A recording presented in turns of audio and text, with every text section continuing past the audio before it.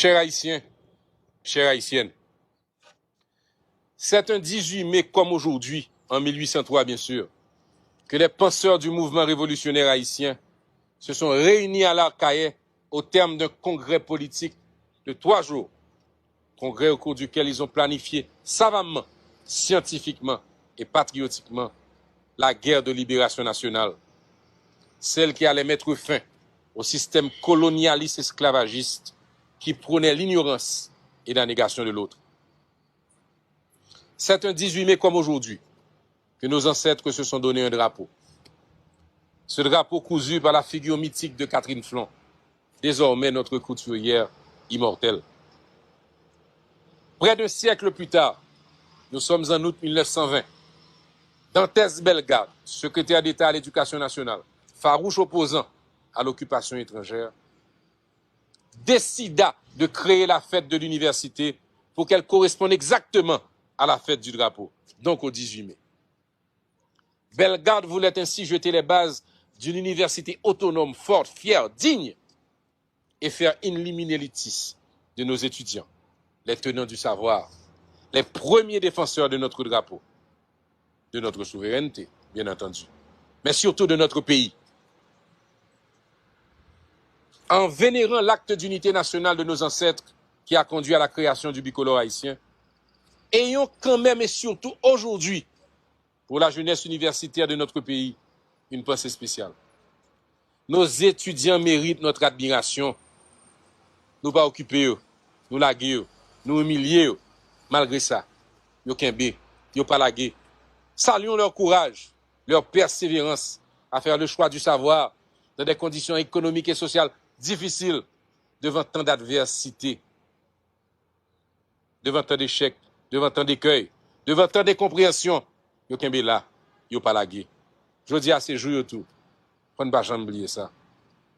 Toute l'idée de l'historien Bellegarde, nationaliste de son État, bien entendu, était celle de construire une jeunesse consciente, responsable et capable d'assurer son présent et apte à assurer l'avenir. C'est pour cela d'ailleurs qu'il a associé la fête de l'université à celle du drapeau. C'est ce jumelage historique, symbolique, magnifique qu'il nous est donné de célébrer aujourd'hui. En pile, moun nous a dit pas de raison pour fêter. Nous pas fêter, nous commémorer parce que c'est une date symbolique. Symbolique, oui, parce que célébrer le 18 mai pour Haïti a une signification importante. C'est la date qui met en relief les couleurs qui portent l'identité haïtienne. Aujourd'hui, voilà 219 ans depuis ce geste héroïque des pères fondateurs, dont la force, le courage, la bravoure et la détermination sans pareil ont pu avoir raison de la puissante armée de Napoléon Bonaparte. Cependant, nous, héritiers, en guise de célébration, nous avons beaucoup de questions à nous poser, effectivement. Ce 18 mai 2022, pourquoi Haïti est-il aussi divisé? Pourquoi autant de ravages, d'incompréhension, d'échecs, de méfiance? Comment les Haïtiens et les Haïtiennes ont-elles pu conduire notre pays dans le déshonneur? Qu'est-ce que nous n'avons pas su faire pour considérer ce bel héritage? Force est de constater que les générations se sont succédées sans parvenir à mettre en valeur l'héritage sacré légué par nos ancêtres. Temps passé, jours passés, années passées, bagaille vin pirède. L'État de 1804, qui se poursuit encore aujourd'hui, n'a pas su prendre en compte les mesures indispensables à la construction de la nation haïtienne. L'économie haïtienne, mal considérée, mal conçue, mal planifiée, a entretenu des inégalités sociales criantes, inacceptables, et qui n'arrêtent pas de prendre de nouveaux sommets. Chaque année, bagaille vin pirède. Et les gouvernements se succèdent et chaque fois deviennent plus faibles. Parce que trop souvent, ces gouvernements sont en désaccord avec le peuple haïtien. Jeunesse de mon pays, en dépit de cette situation difficile, trop difficile, qui est la vôtre, Haïti est ce pays qui vous appartient. Vous aurez donc à l'aimer pour ce qu'il a été, ce qu'il est, et pour ce que vous aurez décidé qu'il devienne. Vous êtes les architectes de l'Haïti de demain. Pas qu'un pays sans eau. Pas gain Haïti sans jeunesse. Pour l'heure, disons les choses telles qu'elles sont. Votre tâche consiste à vous préparer intellectuellement, à vous meubler l'esprit, à élargir votre horizon et à donner un peu plus d'espace à vos rêves. Bagay yo met dit, bagay yo met pas bon, pas jamais oublier. C'est ma frère qui a étudié dans l'université. Ici, tu as l'autre bord de l'eau. Et qui demain pour servir le pays. Là, on fait pinois, là, le bras fait jour, la clairé plus plus que tout l'autre jour. Pour ma part, j'ai toujours personnellement reconnu ma dette éternelle envers les pères fondateurs et mon devoir de toujours contribuer à l'avancement de ce grand chantier que constitue la patrie haïtienne. Avec d'autres, nous avons réuni de la compétence, de l'énergie, du savoir, de la capacité et du patriotisme dans la perspective de réparer notre héritage sacré qui, on doit le dire très sincèrement, est aujourd'hui fortement endommagé par nos incompréhensions, nos échecs, nos erreurs et notre incapacité à prendre les bonnes décisions au bon moment. C'est pourquoi, chaque fois qu'il est nécessaire, En Avant formulera des propositions étudiées, balancées, équilibrées, tenant toujours compte de l'intérêt national. Des propositions qui devraient pouvoir aider Haïti à sortir de cette crise.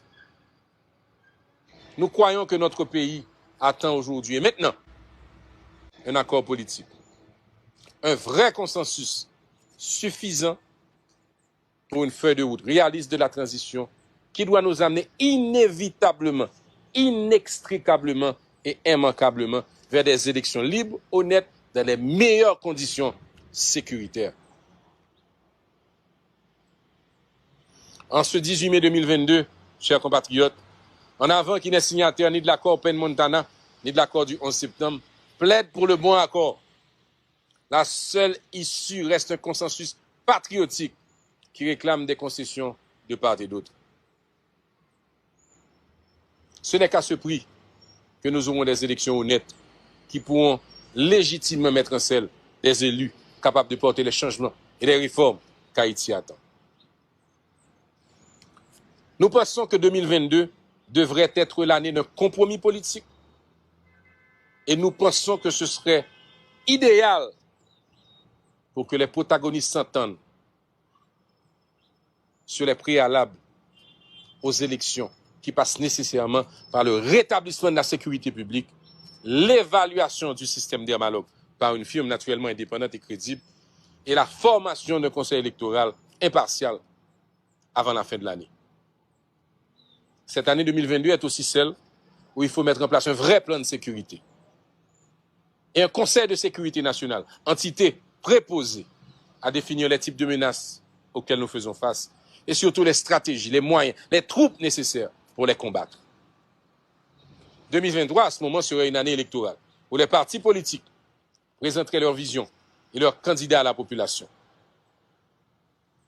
Cela ferait qu'en 2024, nous pourrons envisager un nouveau départ pour Haïti, avec des nouveaux élus légitimes qui prendront charge, avec la mission indispensable de restaurer l'autorité de l'État. Nous avons noté et nous nous réjouissons que des pourparlers aient repris entre le Premier ministre Ariel Henry et les responsables de l'accord Penn-Montana. Nous observons également activement les démarches de certains acteurs importants de la vie nationale, pour ne pas les citer, le secteur privé, le secteur religieux, le secteur éducation, qui se sont mis d'accord pour jouer un rôle de médiateur. Bien que ces démarches se font toujours dans un flou qui mérite d'être éclairci, nous invitons les signataires de Montana Penn, le chef de gouvernement, en fait les forces vives de la nation, à s'élever à la dimension de la crise actuelle en mesurant notamment et honnêtement les souffrances du peuple haïtien. Comme disait si bien Nantes Bellegarde, il y a un siècle, justement le jour où il présentait son argumentaire en Conseil des ministres pour que la fête du drapeau soit jumelée à la fête de l'université. Jeunesse de mon pays, disait-il, soyez à la hauteur de votre mission historique. Aux protagonistes de la crise, je dirais, soyez au rendez-vous de l'histoire qui exige un dépassement de soi et un sursaut patriotique. Vous êtes dans l'urgente nécessité de sceller un compromis historique, la seule voie qui peut sortir le pays de ce désert institutionnel. Bonne fête du drapeau. Vive l'université, vive la jeunesse haïtienne.